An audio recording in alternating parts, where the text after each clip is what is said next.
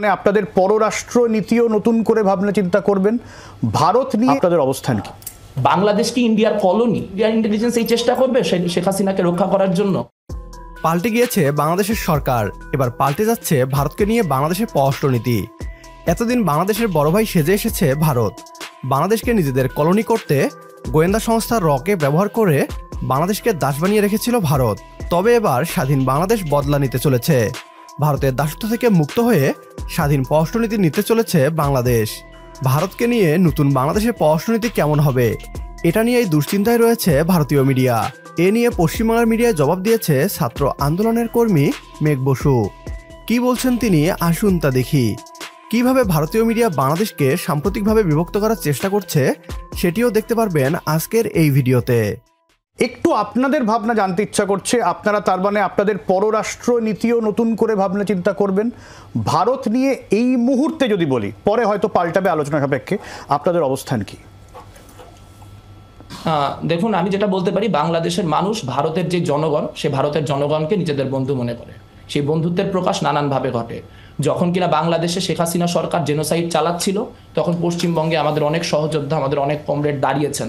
তারা শেখ হাসিনার বিরুদ্ধে স্লোগান দিয়েছেন, তারা তাদের দেশের হাতের পুলিশের হাতে মার খেয়েছেন বাংলাদেশের মানুষের পক্ষে কথা বলতে গিয়ে। কাজেই বাংলাদেশের জনগণ ভারতের জনগণকে তার বন্ধু মনে করে। কিন্তু the same cannot be said about the Indian state.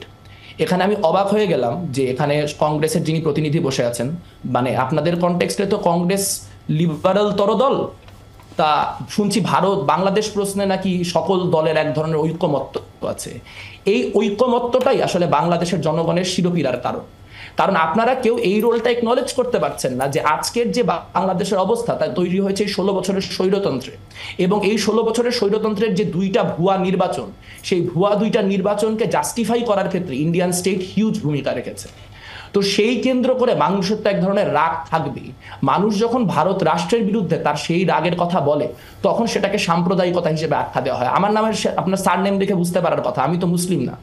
তাহলে আমিও তো ওই একই রাগ ক্রোধ আমিও বোধ করি, কারণ আমি স্বাধীন সার্বভৌম বাংলাদেশের একজন নাগরিক। যখন আমি দেখবো কোনো অন্য ফরেন পাওয়ার আমার দেশে কোনো একটা গভর্নমেন্টকে বসিয়ে রাখার জন্য চেষ্টা করছে, এবং আমরা তো এখনো স্পষ্ট বুঝতে পারছি আপনাদের কথায়। ধরেন এখানে কংগ্রেসের যে দিদি বসে আছেন, উনি কথা বলতে গিয়ে এক পর্যায়ে বললেন ইন্ডিয়ার এত ইন্টেলিজেন্স, এরকম একটা মাস স্যাবোটাজ হবে, এটা ইন্ডিয়ান ইন্টেলিজেন্স কিছু করতে পারলো না। বাংলাদেশ কি ইন্ডিয়ার কলোনি? বাংলাদেশে কোনো কিছু হবে সেইটা ইন্ডিয়ান ইন্টেলিজেন্স যদি জানতেও পারে, ইন্ডিয়ান ইন্টেলিজেন্স এই চেষ্টা করবে শেখ হাসিনাকে রক্ষা করার জন্য? মানে তাহলে তো যে কথাগুলা ভারতের ক্রিটিকরা সবচেয়ে বেশি বলে, সব থেকে ভয়াবহ ভারতের ক্রিটিকরা বলে, সেই কথাগুলোই সত্য প্রমাণিত। বাংলাদেশের সনাতনী এই ছাত্রনেতাকে প্রথমে অনেক ধর্মীয়ভাবে ভাবাবেগ করার চেষ্টা করে পশ্চিমবাংলার মিডিয়া, কিন্তু এই ছাত্রনেতা পরিষ্কার করে দেয় ধর্মের ভিত্তিতে বাংলাদেশ বিভক্ত নয়। ভারতকে নিয়ে কি হবে নতুন বাংলাদেশের পররাষ্ট্রনীতি তা ইশারায় পরিষ্কার করে দেন তিনি।